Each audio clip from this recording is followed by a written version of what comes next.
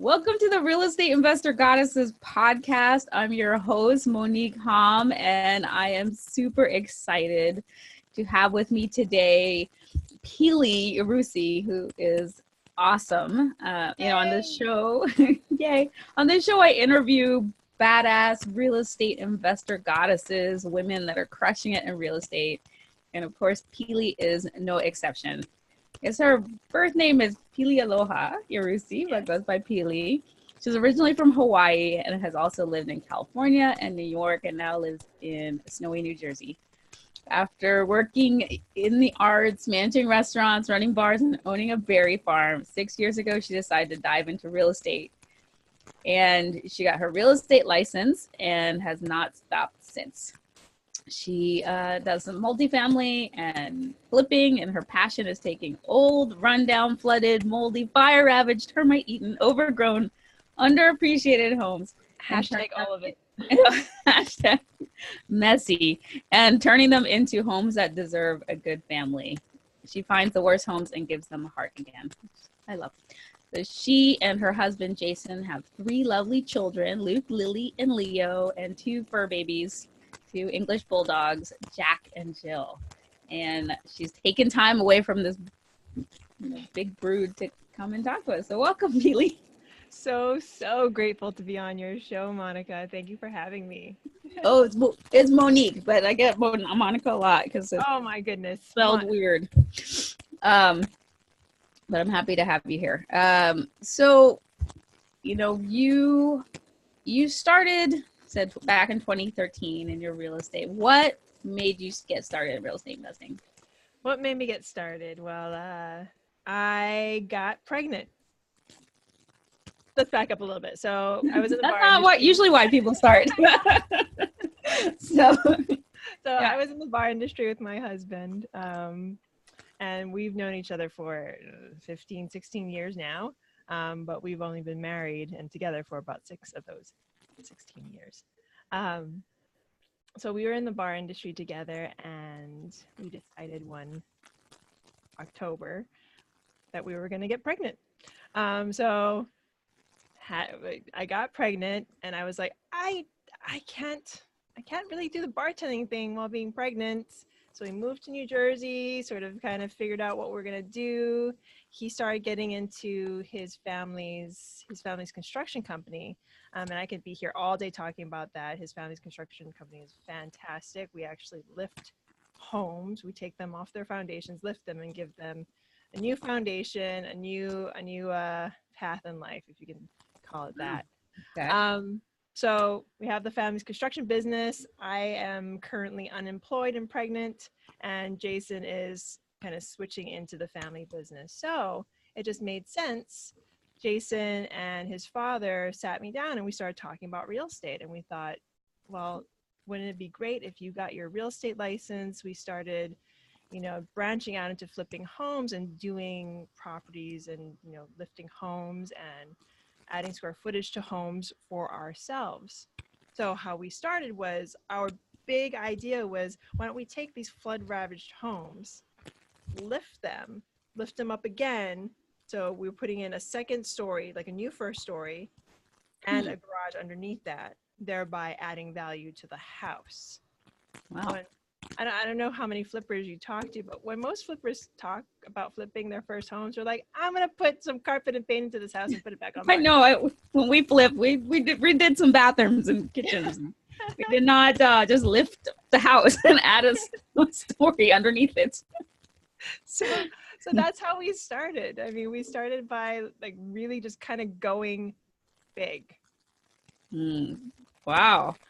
That's amazing. So, you had the construction piece of the pie already, and then you got into doing these single families and flipping them. Yeah. Now, I know that now you're doing multifamily. So how did you get into that?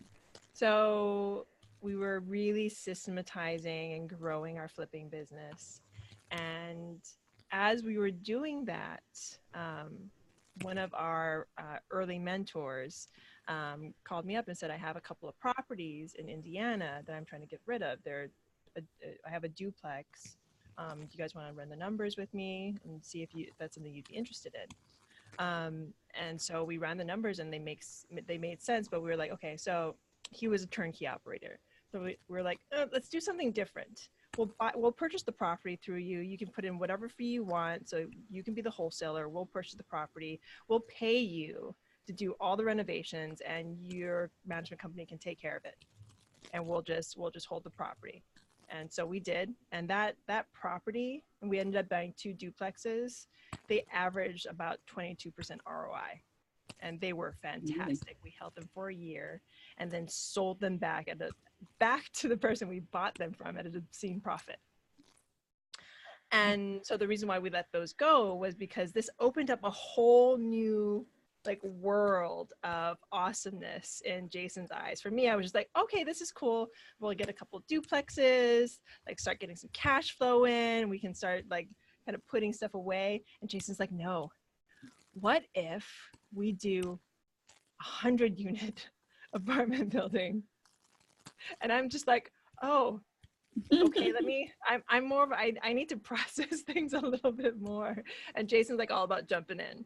Yeah. So he jumped into that. We were systematizing our flip business. So as we were systematizing our flip business, we started growing this multifamily business, and we put our first 94 unit. We closed on that in the end of 2016. Okay. And now we are up to 428 units. That's awesome. So where are your apartment buildings or your complexes? All in Louisville, Kentucky. Okay. Yeah. So you're in New Jersey. What made you go to Kentucky? It made more sense. Just by the economies of scale, just the numbers, it just made more sense. In New Jersey, for instance, our buying numbers for our flips are anywhere from 150 to about 350. Mm-hmm. That's just on one single family home. Yeah. Whereas our first, you can purchase an entire building in Kentucky for upwards of, I think it was 24 a unit, 24,000 a unit. Mm-hmm. So wow, I mean, just the price differences are astronomical. And back to our flip business, that was our main stream. That was what we were focusing on, but multifamily is definitely the way to go. Yeah. I'm into multifamily, so I get it. And I also don't invest where I live because I live in Los Angeles. It's super expensive. But did you have a team in Kentucky and Louisville? Is that? Yes. And that, okay. Well, see, that's the thing with Jason and I. We're very hands-on people, and it's probably the reason why it's taking us longer to systematize and grow our flip business than it is our multifamily business. Because with multifamily, you have to trust and build out your team. Yes. And build it out correctly. Because especially if you're going out of state, you have to focus on your team and make sure that team is solid. Whereas if you're in New Jersey, for us, it's okay, we're just going to pick up the hammer and do it ourselves. Whereas we can't go to Kentucky and fix somebody's toilet. Right. You call. So and aren't you glad you can't? Yeah, exactly. Better when you don't have to. Whereas here in our flips, they're oh, well, there's a hole in the wall here, so I'm just going to go patch it up. I'm no, you don't do that. Put the hammer down. Put it down. So that's so big focus on team when it came to building out our multifamily empire, if you want to call it. Yeah, awesome. That's awesome. So switching gears a little bit, because you did mention being pregnant when you started in the business, and now you have 3 kids. Yes. So what do you think about real estate investing for mothers? I know, most of the times I've seen you, I've been talking to you, have a baby on the boob, literally, yes, literally. On the phone. I almost joined this podcast with my son. I was that's gonna be a little awkward, but hey, I can make it happen. Real estate investing for mothers. The biggest thing I tell, this is really for anybody, but it's just give yourselves grace. Give yourselves the ability, you are growing a child, or even if you already have children, give yourself grace, because your children are your main focus no matter what. And Yeah. make sure you build a circle of people that honor you and honor what you're trying to do and honor your family and honor and just have the same mindset. I mean, it's true what they say, you are the 6 people you hang out with. So hang out with the best people that know you and know your heart and know you're trying to do the best thing for your family. So when I started, I was in my first trimester, and I went to real estate school. Thank goodness I had a teacher that let me sleep during class, because I wouldn't be here where I am today if it wasn't for that first guy who was like, you know what, you're pregnant, you need to like take care of yourself. So I'm like snacking in class. I did really well on the exam, got it done, and started my career that way.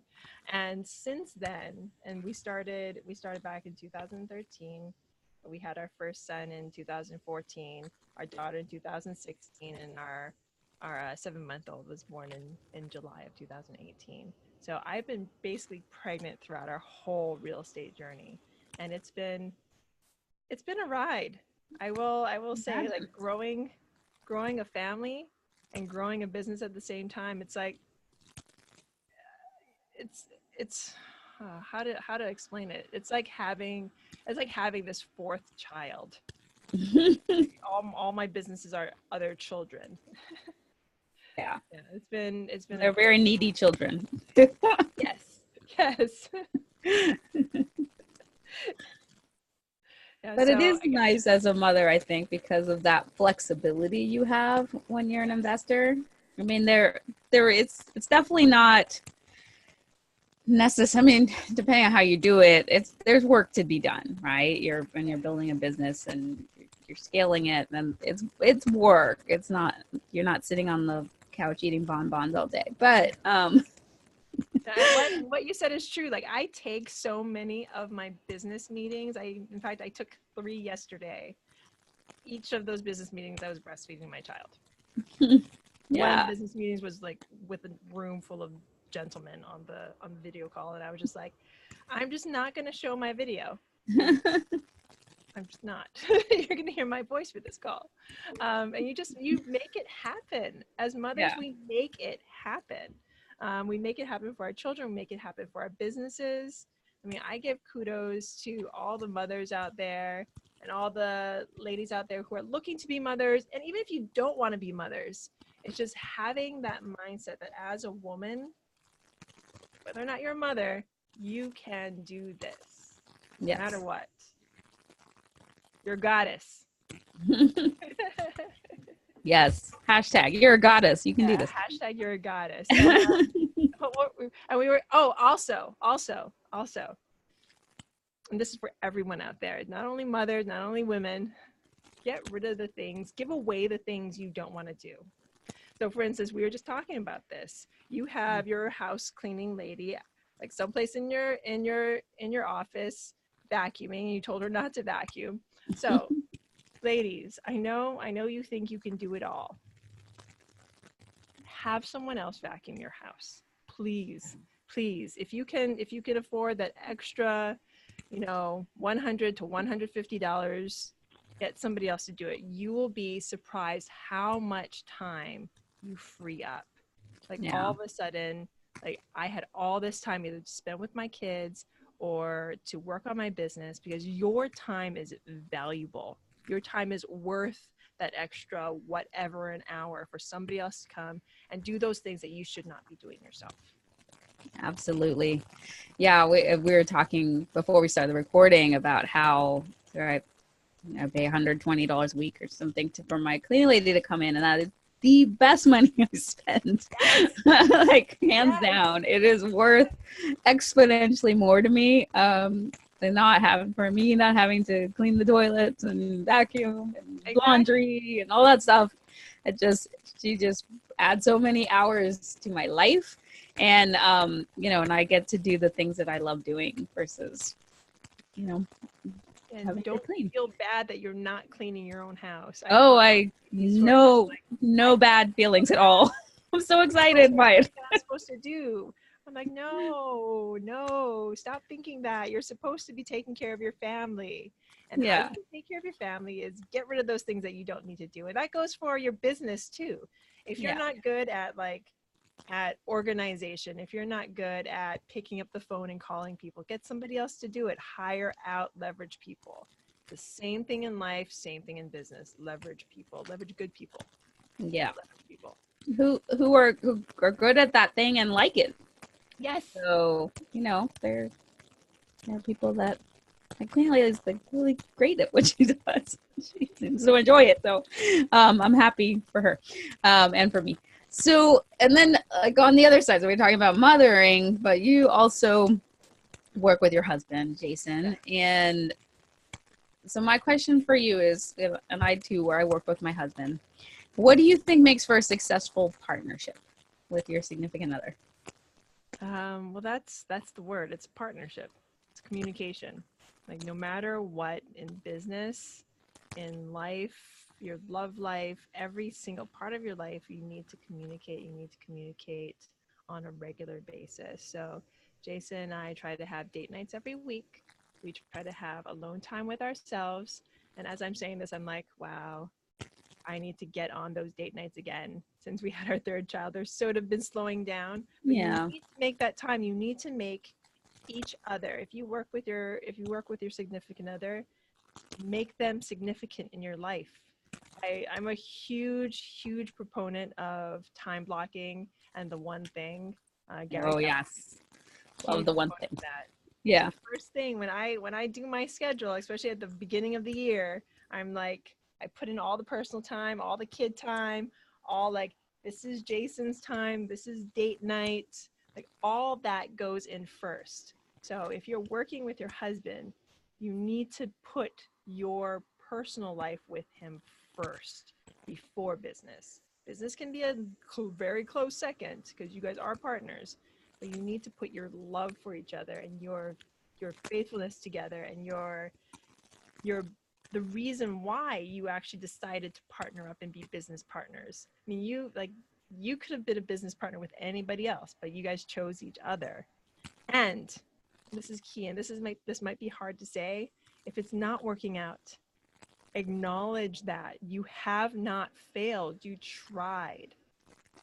And then talk about it, see what you need to do, work it out, and then move forward.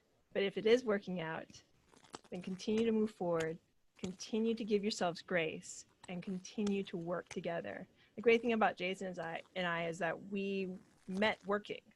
We bartended for a season. I was his manager, and then we flipped, and he became the manager. And it's like this whole hodgepodge of like bartending bliss. But so we've always worked together. So like getting into business together in real estate, it was like a no-brainer. But we're always communicating. We always have each other's back no matter what.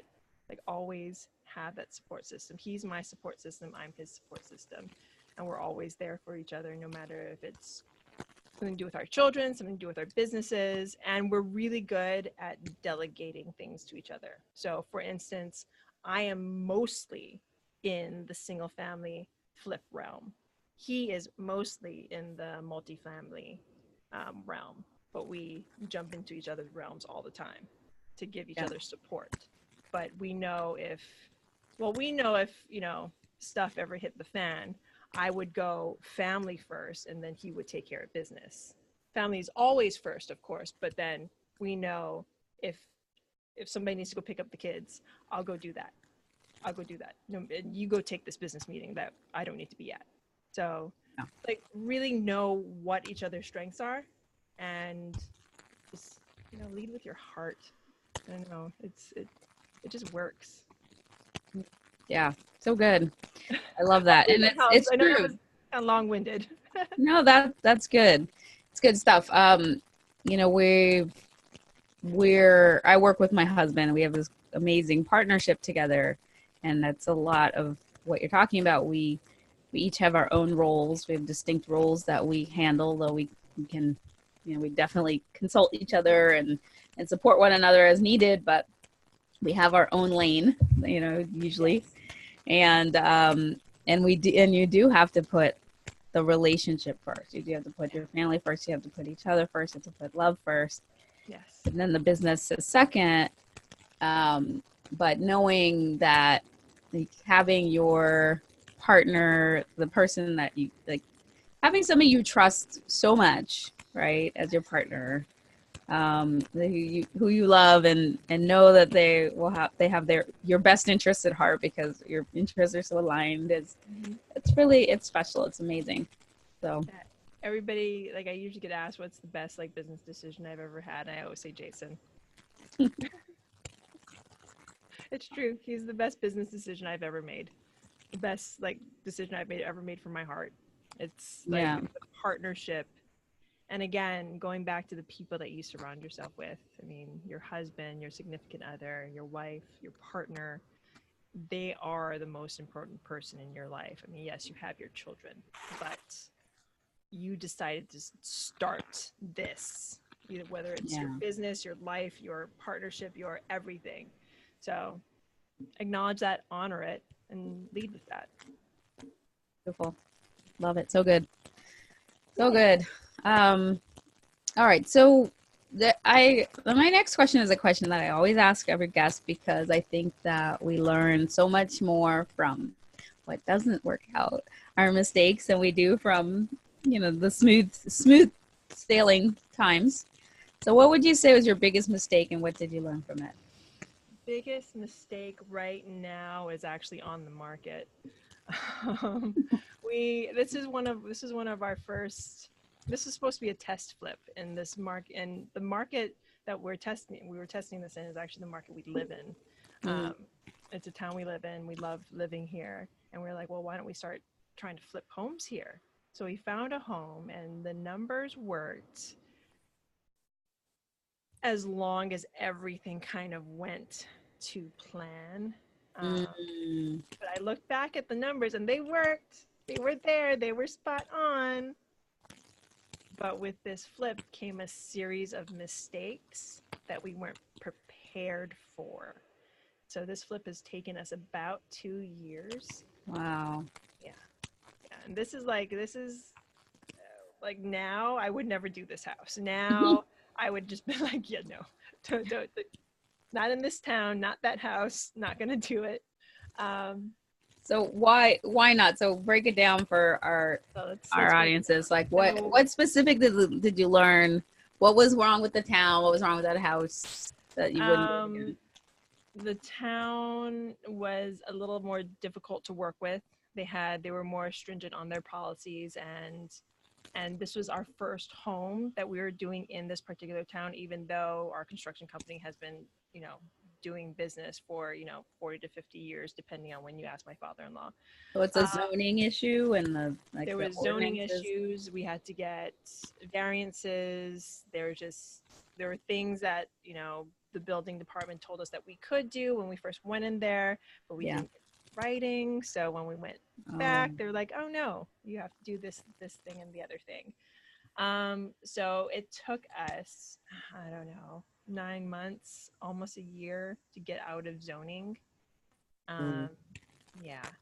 And then on top of that, there were just construction issues, and we're a working construction company. So we had the time divvied out for the project when it was on our timeline, but then it started getting behind and behind and behind. And our construction company has all these other projects we have to work on. So it was sort of like put in whenever it could be worked on. So first it was zone. Well, let's go back. Because of all those mistakes and issues, the purchase price was too much. We bought it for too much. But I hadn't known that we were going to run into like this time, because it should have only taken us 9 months to flip this house. It should have taken us 9 months to flip this house. I knew it was going to take us a while. It was pretty much a new build. We were popping up the top. We were originally going to lift it, but we couldn't do that in the town. So we're going to pop up the top, build a new house. But even with that, the numbers still worked. But then the time factor made the purchase price just astronomically too high. So time is money. Yeah. So yes, time is money.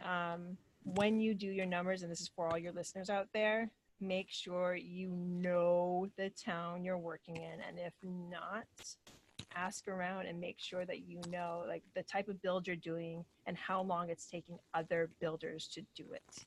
And that was, I wish I had known that. This is like when we were first kind of just like exploring and trying to get into new other things, and yeah, we shouldn't have. So purchase price, big no-no, bought it too high. The town was hard to work with. We were trying to build the entire thing basically ourselves without having the time to do it. And then now it's winter and I have it on market. Yeah. We had it on market in November. I actually had it under contract, and the buyers decided to walk away. And because we're coming up on, you know, it's been 2 years, we've refinanced it. We have other financiers on this project, and it's coming up on time. So we have to sell this project. Yeah. So, I mean, we still have plentiful time, but it's still, you know, having to put it back on market. I couldn't go after the buyers for the deposit because we needed to get it back on market. So they knew they had us there. I don't know why they decided to walk away, but they did. Unfortunately, it happens. So I have it back on market, and you know, if anybody out there wants to buy a house in New Jersey, call me. It's like a brand new home. Beautiful house. It's a brand new home. I might move into it if I have to. I'll leave my husband and the kids at the other house. I'll make this my really big she shed. But I mean, with this house, I feel like we made every single mistake, and this is after like we've flipped a ton of homes where it's gone smoothly. We've made a ton of money, but there's just this one we've just had for 2 years. And I've talked to other flippers, and they're like, everybody has that one. And this is probably going to be the first one that we may lose money on. Let's knock on wood someplace. But we haven't lost money yet. Yeah. Hopefully you won't lose money. I'm so happy I got that off my chest. You know, yeah, that's the thing about real estate investing. There will be mistakes. It's not a if, but when you have one of those, right? Then that are really tough. We had an apartment building. Wow. Has that been like, wow, was it horrible? But we closed on it yesterday. We sold it. Yes. I'm like, yes. Oh my gosh. So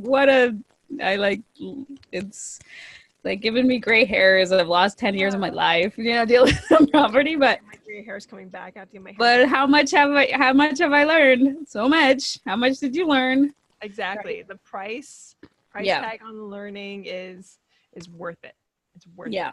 You do learn a lot from those challenges. Let's just say challenges. Call it what they are. They're failures. It's not a failure. This was not a failure. We sold it. We made money.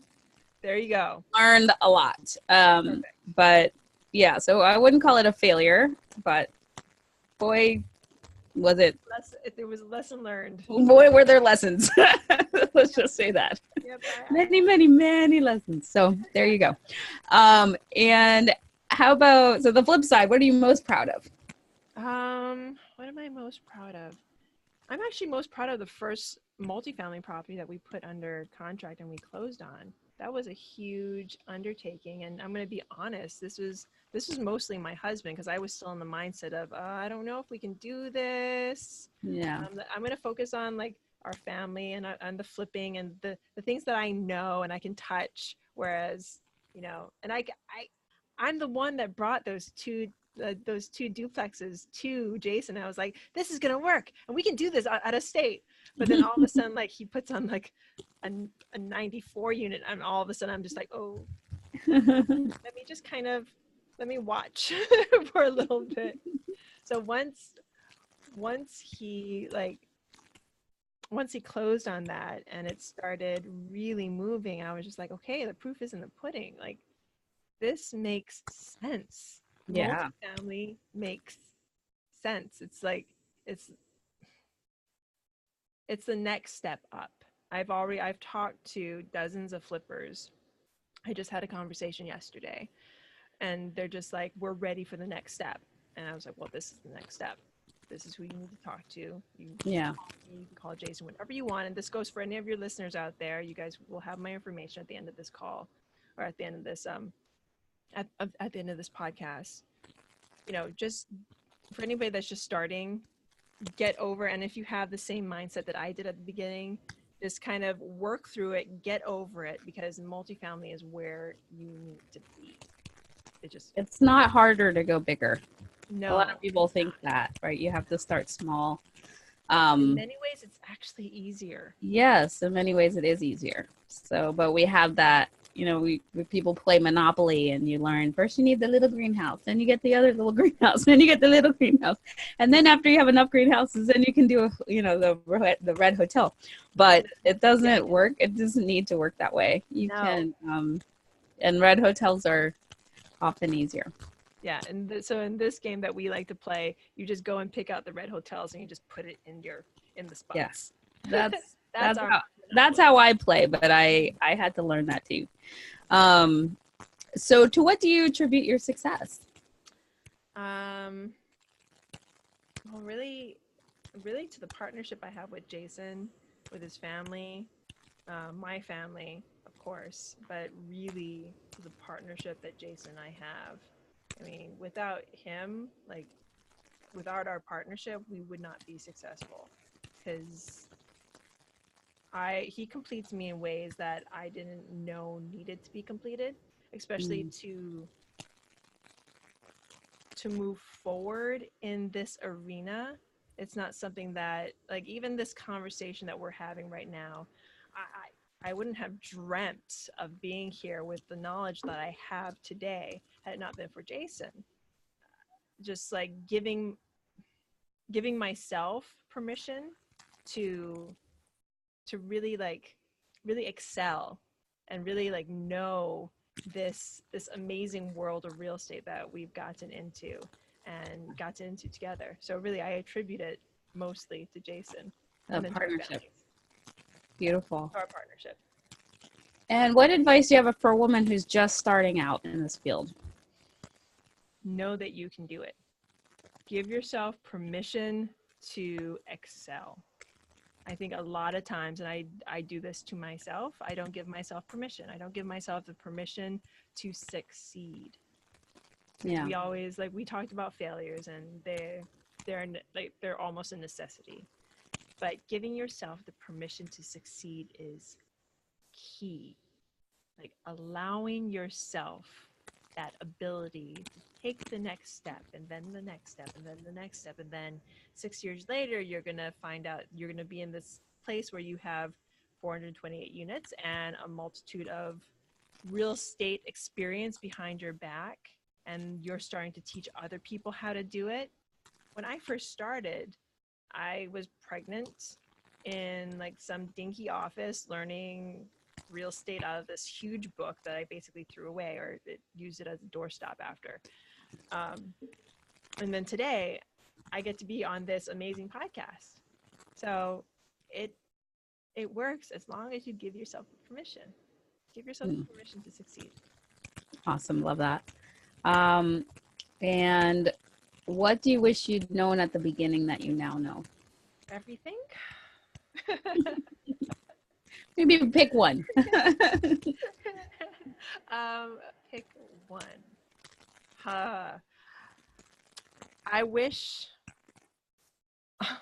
honestly, I wish I'd known just what I just said, just to give yourself the permission. Because I said this earlier in the podcast, I take a little bit longer to change and to adjust. And that's just the mindset difficulties that I have. So if you have that same mindset difficulty, or if you don't believe in yourself, then get rid of that mindset. So I wish I had known that in the beginning, that I can do this, that this is where I need to be this is where my family needs to be, and this is the best thing for my family. I wish I'd known that at the beginning, and not to buy that property that I was talking about. I don't want that property. No. But you got all that learning. Yes. Oh, and also learn from other people's mistakes. Yes. So That's why I always ask that question. So you listening out there won't do that. no. So Actually learn from people's mistakes. yeah. Find mentors, find people that are out there, find podcasts, and don't just listen and like be like, oh, that was a really cool podcast. Listen and implement. Yeah. So next time a deal comes across your desk, whether it's multifamily or single family or anything in between, make sure the numbers work. And try it at different scenarios. Best case, worst case, in all cases. Make sure those numbers work. Great advice. So before we get into our famed end of show Trinity, which is a brag, a gratitude, and a desire, how can people find out more about you, connect with you? Easy peasy. You can find me at Yarusiholdings.com. You can look me up on yarusiholdings.com. Or if you can't remember my name for some reason, you can just go info@yarusiholdings.com. I'm usually really good at email. I'll get back to you and let's start a conversation. And Yarusi is Yarusi. Yes. So Yarusi.com.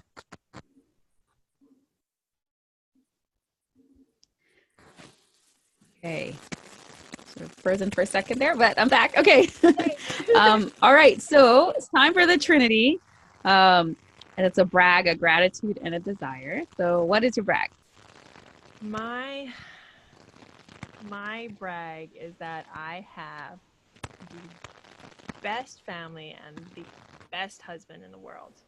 I really have the best partnership that anybody could ever dream of. Like the synergy that we have is so amazing that I just have to brag about it. Well bragged. Jason, if you're listening to this. Well bragged. And what are you grateful for? I am grateful. I'm really grateful for my children because they have shown me how to really be grateful. They have shown me what grace really looks like giving myself grace for those moments that I thought, we all do it as mothers, as people. Like sometimes we're not the best versions of ourselves. And when we're not the best versions of ourselves in front of our children, it's the worst possible feeling. So they have given me permission. I'm grateful for this, to be the best mother, to be the best stuff. And I've learned so much from my children, so I'm eternally grateful for them. Beautiful. And last but not least, what's one thing you desire?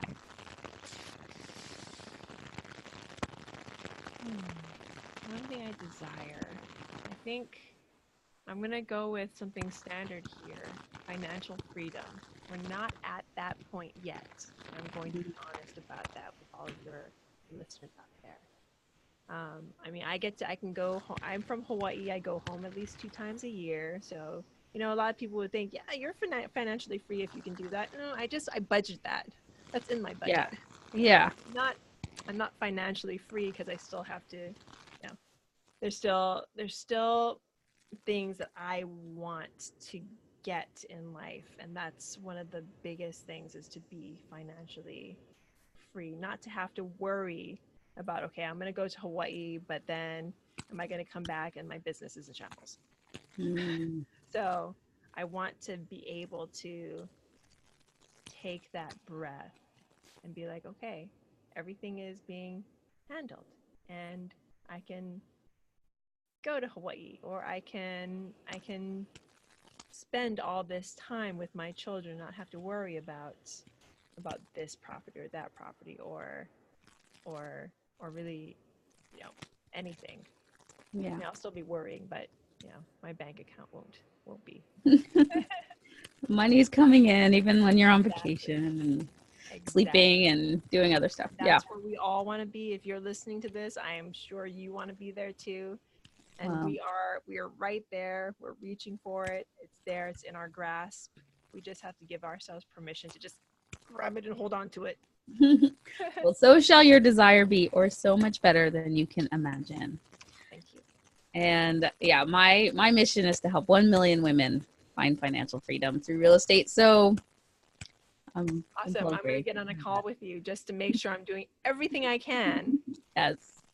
To get that financial freedom, and I'll be one of your 1 million. Woohoo! Yeah. So, thank you so much, Pili. That was awesome. For you listening, you want to connect with her, go to Pili, Pili, at yarusiholdings.com. You can connect with me at reigoddesses.com. And if you want to be partnering with your husband and your significant other in real estate, I'm actually having an event with my hubby in Belize in July called Real Estate Soulmates. It's going to be small. It's only for 30 couples, but I'd love for you to be there, and you can find out more about it by going.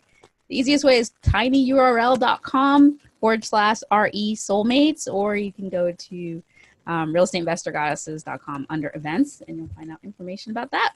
So hope to see you there, and catch us next time for another amazing real estate investor goddess interview. Bye bye.